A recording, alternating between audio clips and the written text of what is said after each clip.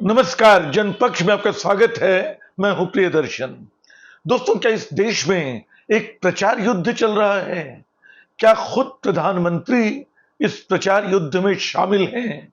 और क्या इसका खमियाजा बहुत जरूरी मुद्दों को भुगतना पड़ रहा है? और क्या इसकी चपेट में वे मासूम बच्चे आ रहे हैं जिनको सबसे ज्यादा बचाए जाने की जरूरत है? इन सवालों पे मैं लगातार विचार कर रहा हूं। कल रात जब प्रधानमंत्री ने अपना नया इंस्टाग्राम पोस्ट जारी किया तो उसको देख के मैं हैरान रह गया। प्रधानमंत्री बच्चों को माफ करने की बात कर रहे हैं। किस बात पे? कि बच्चों ने गालियां दी हैं। ये सच है कि बार बार मैं दोहरा रहा हूं कि जंतर मंतर पे मुझे बच्चों की गालियां नहीं के बराबर मिली, लेकिन पिछले 4 दिन में जिस प्रचार युद्ध की मैं बात कर रहा हूं, उसने ऐसा माहौल बना दिया कि जेन ज़ी सिर्फ गालियां बकना जानती हैं। और प्रधानमंत्री भी बड़ी दयालु मुद्रा में आ गए कि इनको रास्ते पे लाने की जरूरत है। काश उन्होंने कहा होता कि आंदोलन में बहुत ही कम बच्चे हैं, और दूसरा, ये कितनी अधूरी माफी है। कायदे से तो उनको राज्य की ओर से माफी मांगनी चाहिए थी बच्चों से कि उनके अहिंसक आंदोलन के दौरान उन पे हमले हुए, पुलिस वालों ने वो हथियार इस्तेमाल किए जो आतंकियों से लड़ने के लिए उनको दिए जाते हैं। दिल्ली में पेलेट गन चली, बिहार में AK-47 तक चल गई। कहां से यह हौसला आया? क्या सत्ता के समर्थन से नहीं? क्या इस बात से नहीं कि उनके पीछे पूरा पुलिस तंत्र खड़ा है, पुलिस तंत्र के पीछे पूरी सरकार खड़ी है, और अंततः एक दिन प्रधानमंत्री सबका बचाव करने चले आएंगे। तो दोस्तों, जो सबसे डरावनी बात इस सिलसिले में यह है कि माफ उनको किया जा रहा है जिन्होंने सबसे ज्यादा चोट खाई है, और उनसे माफी मांगी जानी चाहिए जिन्होंने चोट की, उनसे माफी नहीं मांगी जा रही है। ये एक बात हुई। दूसरी बात देखिए कि इस पूरे प्रचार तंत्र में मीडिया तो पहले से बटा हुआ है।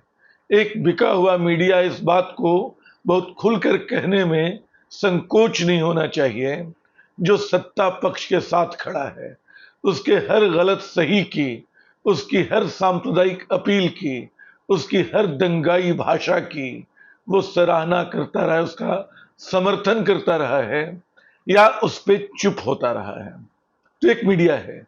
दूसरा मीडिया भी है जो प्रतिरोध का मीडिया है, जो छोटे छोटे यूट्यूबर्स का मीडिया है, जो शायद जनसहयोग से बहुत बड़े दिखाई पड़ रहे हैं, जिनमें कई पुराने पत्रकार हैं जिनकी एक छवि थी, वो सब इसमें हैं। उनके बीच का जो टकराव है, मतलब ये जो मुख्यधारा का मीडिया कहलाता है, वो जैसे टूट पड़ा है कि यूट्यूबर्स क्यों इन गालियों को नहीं सुन रहे हैं, यूट्यूबर्स क्यों इस जुलूस को नहीं देख रहे हैं। यूट्यूबर्स की सीमाएं होती हैं। वो जो देख पाते हैं, जो उनको मुख्यधारा में दिखता है, जो बड़े अखबारों में दिखता है, कई बार उनकी अपनी पसंद भी होती है, उनके अपने पूर्वाग्रह भी हो सकते हैं, आपके होंगे तो उनके भी होंगे। खैर, मैं जिस बात की ओर ध्यान खींचना चाह रहा था, इसमें, इस प्रचार युद्ध में, जो इस देश के लिए बहुत खतरनाक है, क्योंकि वो इस देश को चुपचाप मानसिक स्तर पे बांट रहा है, वो इस देश के सपनों को बांट रहा है। बरसों पहले राजेंद्र माथुर ने अपने एक लेख में गहरी नींद के सपनों में बनता हुआ देश, ये उस लेख का शीर्षक था। उसमें उन्होंने कहा था कि जब आधी रात के सपने अलग हो जाते हैं तब मुल्क अलग हो जाते हैं। वो भारत और पाकिस्तान के संदर्भ में ये बात कर रहे थे। आज लग रहा है कि क्या हमारे सपनों को भी अलग करने की, बांटने की कोशिश की जा रही है। सत्ता पक्ष और मुख्य धारा के समर्थन के साथ, उग्र समर्थन के साथ, जो मीडिया अपनी उग्रतम भाषा में उठ खड़ा हुआ है, वो उसके पहले की गालियां नहीं देख रहा है।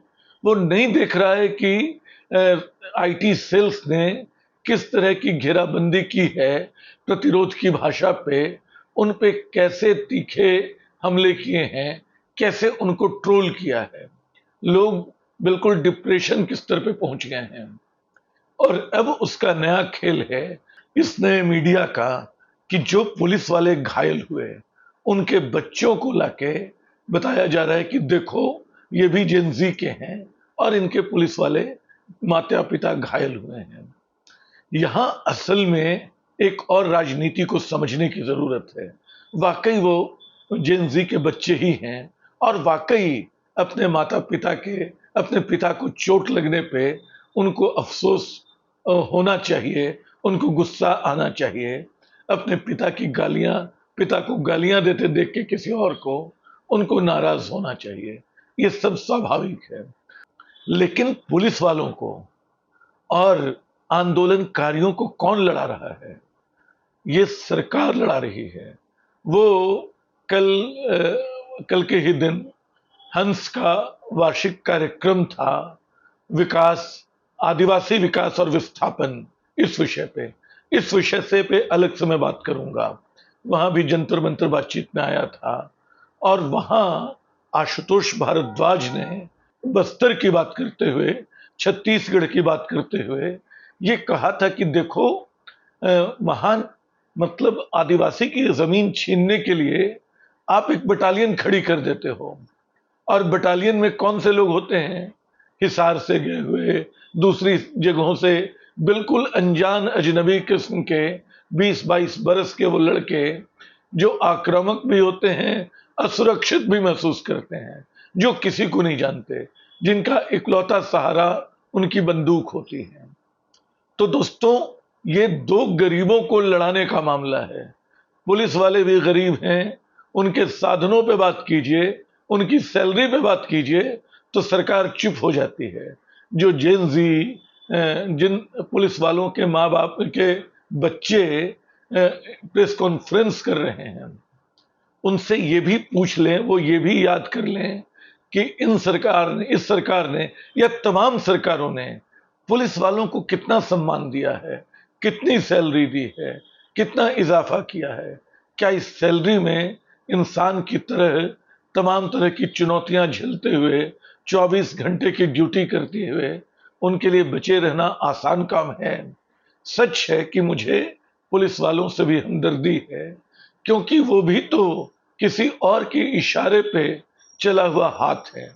मुझे बरसों नहीं दशकों पहले अवतार सिंह पाश की लिखी एक कविता याद आ रही है। उसका शीर्षक ही है पुलिस के सिपाही से। असल में मूल कविता तो पंजाबी में थी, मैं जो पढ़ रहा हूं उसका अनुवाद है। जो मूल अनुवाद मैंने पढ़ा था उसमें पुलिसिये से था। यहां वो अनुवाद है, लंबी कविता है, पूरी कविता मैं नहीं पढ़ूंगा। पुलिस के सिपाही से। मैं पीछे छोड़ आया हूं समंदर रोती बहनें, किसी अनजान बाप भय से, बाप की हिलती दाढ़ी और सुखों का वर मांगती बेहोश होती मासूम ममता को। मेरी खुरली पर बंधे बेजुबान पशुओं को कोई छाया से न बांधेगा, कोई पानी न देगा और मेरे घर में कई दिन शोक में चूल्हा न जलेगा। सिपाही बता, मैं तुम्हें भी इतना खतरनाक लगता हूं? भाई सच बता, तुम्हें मेरी छिली हुई चमड़ी और मेरे बहते हुए लहू से, मेरे मुंह से बहते लहू में कुछ अपना नहीं लगता? तुम लाख दुश्मन कतारों में बढ़ चढ़कर शेखियां बघार लो, तुम्हारे निद्रा प्यासे नयन और पथराया माथा, तुम्हारी फटी हुई निक्कर और उसकी जेब में तंबाकू की रच गई जहरीली गंध तुम्हारी चुगली कर रहे हैं। गर नहीं सांझी अपनी, गर नहीं सांझी तो बस अपनी ये वर्दी ही नहीं सांझी, लेकिन तुम्हारे परिवार के दुख आज भी मेरे साथ साझा है। ये कविता बहुत लंबी है, मैं बस याद दिलाना चाहता हूं कि जो क्रांतिकारी वास्तविक होते हैं, जो कविता की बात करते हैं, वो हर तरह के अन्याय और शोषण पे नजर रखते हैं। जिन पुलिस वालों के बच्चों को आपने खड़ा कर दिया एक नमूने के तौर पे कि देखो इनके माँ पिता को गाली दी गई है, उनको भी चोट लगी है, घायल पड़े हुए हैं वो, लेकिन आपने नहीं बताया कि उनको वहां तक भेजने और उस भेजने से पहले एक बिल्कुल बुरी हालत में उनको रखने का जिम्मेदार कौन है? तो दोस्तों, ये प्रचार युद्ध बहुत खतरनाक है जो हम सबको बांटने पे तुला है। इस प्रचार युद्ध का जो सबसे बड़ा सिरा है वो सांप्रदायिकता से जुड़ता है, सांप्रदायिक दुष्प्रचार से। पिछले 2 दशकों में इस देश में जैसे एक लकीर खींच दी गई है। मैं जेन जी को सुन रहा था।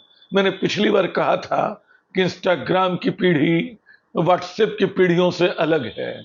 उसने नफरत के नैरेटिव को धत्ता बता दिया है, उसको खारिज कर दिया है। मैं एक बच्ची को सुन रहा था। उसने कहा कि मेरे नाम के साथ शर्मा जुड़ा है, मिश्रा जुड़ा है, इसलिए मैं सुरक्षित हूं। अगर वो हुसैन होता, अगर वो खान होता मेरे नाम के साथ जुड़ा, तो शायद मैं जेल में होती। कल ही जिस कार्यक्रम की मैं चर्चा कर रहा हूं, उसमें आशुतोष ने एक और दिलचस्प बात बताई।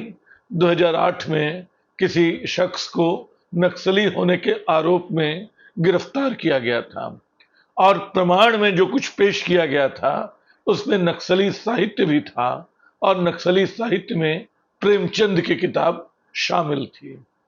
तो ये स्थिति हमारे शासक वर्ग के मनोविज्ञान की है। जो भी विरोध में है, जो भी उसके एजेंडा को समझने को तैयार, मानने को तैयार नहीं है, समझ तो हम सब रहे कि बांटने वाला है, वो सब दुश्मन हैं, हमारे दुश्मन हैं और उनको देश का दुश्मन साबित करो। ये वो प्रचार युद्ध है। और जंतर मंतर पे आप जिनकी फिक्र कर रहे हैं, असल में पहली बार जिनको आप अपना कैडर समझते थे, जिन युवा वोटरों को आपको लगता था कि वो आपके घर से निकल के आपको वोट देंगे, उन किशोर उम्र के लड़कों ने आपको आईना दिखाया है। असल में आपको आईने और देखने की जरूरत है और माफ करने से ज्यादा माफी मांगने की जरूरत है। हंस के जिस आयोजन की मैं चर्चा कर रहा हूं, वहां कई वक्ता थे और उनमें से सबने ये चिंता जताई कि जंतर मंतर पे अगर आदिवासियों का प्रदर्शन होता तो उस पर किसी की नजर नहीं पड़ती। एक तरह का नस्ली परायापन जो है, हम भी उसके अभियुक्त हैं, हम भी उसके आरोपी हैं। ये देश अगर एक है तो सिर्फ कहने के लिए एक नहीं है। हर आदमी को, दूर खड़े शख्स को, बहुत किनारे सुदूर कोनों में बैठे समुदायों को, जिनकी जमीन विकास के नाम पे उजाड़ी जा रही है, उन सबको जोड़ना, उन सबको बताना कि नहीं, ये देश तुम सबका है। इस देश को जो है आपको जोड़े रखना है और उनको जोड़ते हुए आप एक बड़ा आंदोलन खड़ा कर सकते हैं। अलग अलग हिस्सों में आंदोलन चल रहे हैं। कल दयामणि बारला ने बताया कितनी तरह के आंदोलन झारखंड में पूंजीपतियों के खिलाफ चले और उन सब में जनता ने जीत बड़े पैमाने पे हासिल की। तो ये लड़ाई का वक्त है, लेकिन देश को जोड़ने वाली लड़ाई का वक्त है। एक बात और याद आई, ये जो प्रचार युद्ध है उसमें नया हथियार आरक्षण को भी बनाया जा रहा है। अचानक ये सवाल आ गया कि आरक्षण के बारे में बच्चे क्या सोचते हैं, और ये सवाल वो पूछ रहे हैं जो खुद को जनरल कहते हैं। सच ये है, ऐतिहासिक तौर पे सारी सुख सुविधाएं, सारे साधन आपके पास रहे हैं। आज भी टैलेंट के बूते नहीं, कहीं डोनेशन देके, कहीं घूस देके, कहीं लाखों रुपए कोचिंग में बर्बाद करके आपके नौनिहाल वहां पहुंचते हैं, जिसको सफलता कहा जाता है।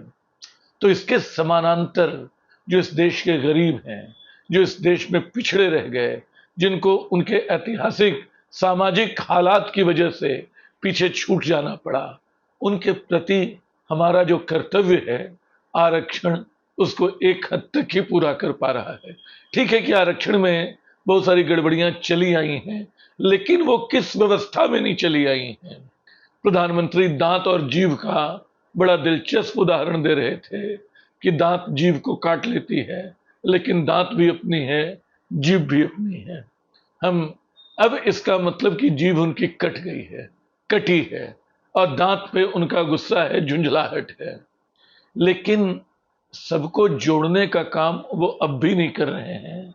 कम से कम वो इतना तो करें कि उन लोगों को डांटें फटकारें जो यूट्यूब पे गाली दे रहे हैं उन लड़कियों को जिन्होंने प्रधानमंत्री को गाली दी, जो धमका रहे हैं, जो खोज खोज के उनके प्रोफाइल डाल रहे हैं। ये क्रिमिनल एक्ट है और इस क्रिमिनल एक्ट को लेकर भी प्रधानमंत्री खामोश हैं। ये बहुत अधूरी माफी है और ये एक नया अपराध है। शुक्रिया।